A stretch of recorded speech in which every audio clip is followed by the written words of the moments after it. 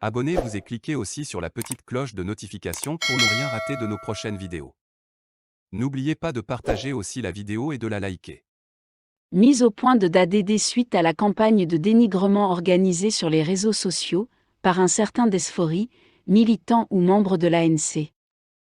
Desfory écrit ce qui suit. Mise au point par rapport à certains propos malencontreux tenus lors de l'émission Miwe Nenion du 2 décembre 2021 par DADD, l'animatrice de cette émission. Au cours de l'émission Miwe Nenion du 2 décembre 2021, l'animatrice d'ADD, parlant de l'incapacité de la justice togolaise à organiser un procès dans les affaires politico-judiciaires, a laissé entendre que depuis 2013 jusqu'à ce jour, la justice est incapable d'organiser le procès dans l'affaire des incendies des marchés de Lomé et de Kara, et qu'Étienne Yakanou était décédé. Sans qu'on ne sache si ce qu'on lui reproche est vrai et que son chef Fabre aussi est inculpé. Sans qu'on ne connaisse la vérité jusqu'à ce qu'on ne lui donne une mairie. Ce qui choque ici, c'est le fait de faire croire que c'est le régime RPT UNIR qui a nommé M. Jean-Pierre Fabre à ce poste et ses propos sont d'une absurdité exceptionnelle d'autant plus que Fabre a été élu maire de la commune du Golfe 4 d'abord par les populations, puis par ses pairs de l'opposition à l'issue d'un vote en détail.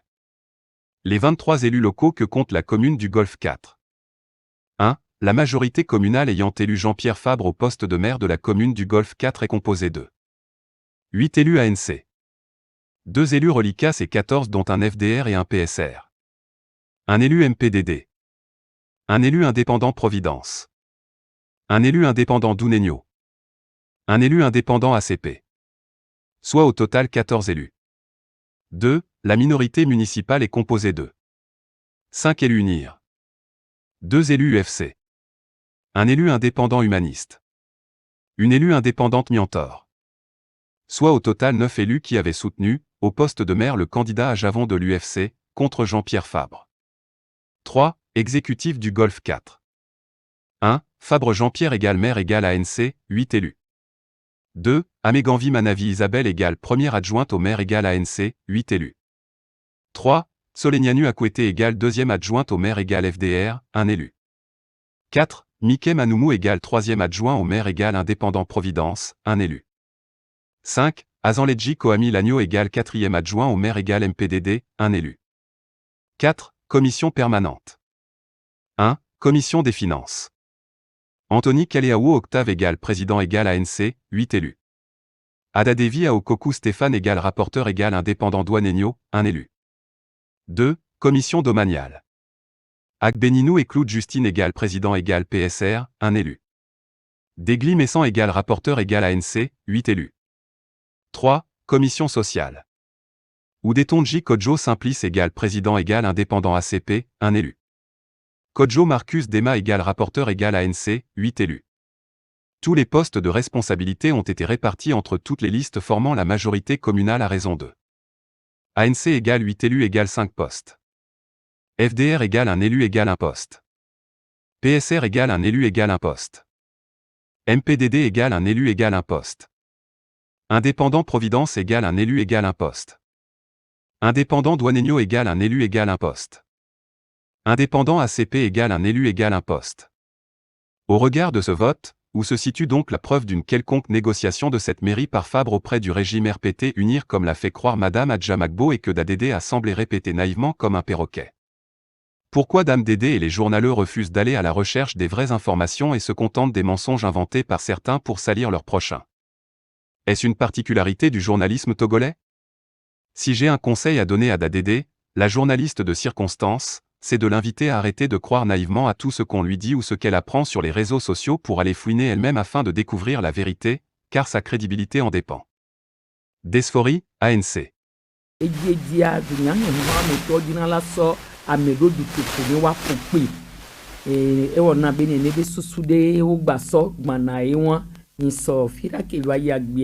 Niwo émission les filles so le CVV kudo devi ko le gakpa me devi ko ti gakpa me devi ko gble wa no dade wa to dade amedo ko gble wa son ko wa be vi ode non wo chan le me do togo be dunya hehe be nya ya nti emi le gbon be gbogbo to wa o le azon li zonzon alo gbololo be wona o me vo egbe fia o nro be o do fun amede pe ngbale ke ndo me na we kwa mianovi bule gnombe odo hasosoide enebe hasosowa wa wele blibe ne wa temu dati le gakpa me no tonti nigba yeji gba le gbon chambe le wale pe won mi ajidudu ya le gbon be prisonnier politique de pe ngba le gakpa mo be amere pe ngba ni politique be gakpa me no to le yo ya yo be nu popotinu va mi nya be amo le pa me o le de wa be yin ko to gbesi agbe ne le kia nya potoro ne nya no ne obe amede mu no na dunya he ha ba wu me o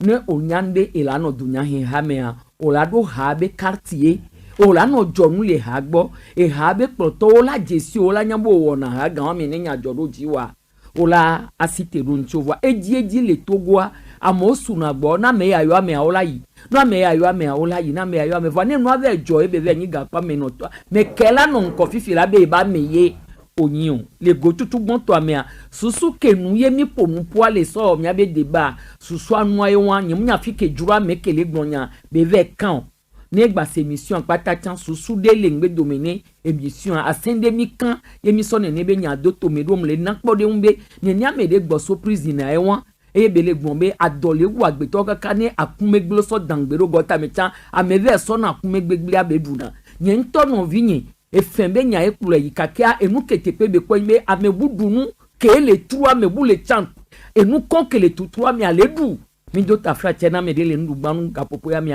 fu pepe kenye le gakpa me le ke yom le traité prison onyo de o veve to a tigre révolution be ameko le ku kaka gbe to ta madria esugbo wunu entia enyawa dunya hinti poye amewon le pe ni ne be fuado gade mo ola sonya sopo no sonya ku akojododo mule o amero le pa me fifia enya kenchi o le funodwa o mu yo gbere kaba kojo me tete po ni wa be wa sonyo de togo be lo yo majo city ado aboga ni wa gbon wa me kole ni be situation amea wa pero wan ti wa buli wata ni omo o campe na wa nya bere iwonu ya odo ejesi be nu ya ewe yo campe na ye e ya mola no pa me ni po ma fixe o ma o le ko ma enya ko obe nya o emi gbon e won funu meye mwa le gbon le be ne ni akepo mi le du ya mo bo tozo asi o sonya soko ahweto Jean Pierre Fable du ya mi kakaba na fifia nu me kuku ko don ahweto ya kanu ekule pa me ro nya wanti vo amere pe ma gbon be de nu me kuku ko wa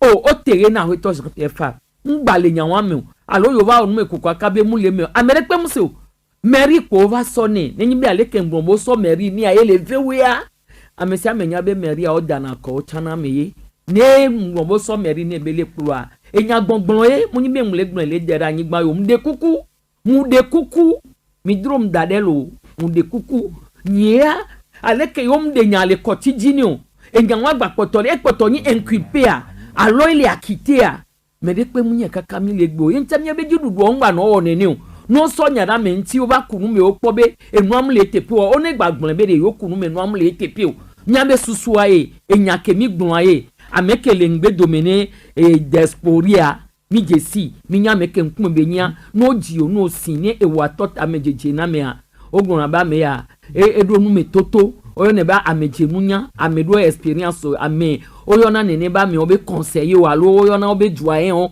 ne ba me o wa no po epekele tanawia o so no so dana do tepede be ne nu budo amerika ka wajilo agbo voile togoa ne ba me obo huwa wa we nya me komule wonu anwedu mi de kuku ne mia no no enu ngba no yi ne o e won ti po o gba dro dade de va daro réseaux sociaux ji be wa popem vo am enya ke mule gbon nyamle daje o enu kele jua e mi le gbon nya to nya zoyin ko e agban gbogbo de le pe mi o da ko le du me le fie o ta mo do se o pe ame menene mu le wa do me gbon be o sont des députés nommés o menene mu le wa do gbon be sont des députés nommés o mu ka o ye gbe fi apo la gbon be le ke po be wo so meri na me be le po la zo me nyam le gbon so le dera yin gbon enya gbeye nya gbongbon ye le ke yo mu akite o mtere ni ti alilo ne be le nya wa ke yo so kuya yo de le quotidien ne be mu le me voir e gbe fi a e le gba le no ye be no me le yiwa e be nya ko e nya npo gbon lu enyanya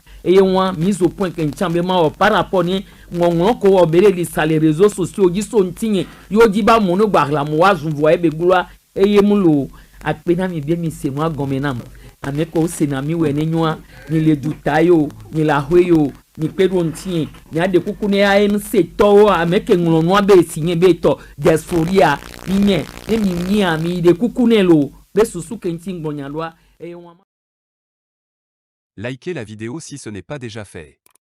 Laissez aussi votre point de vue en commentaire.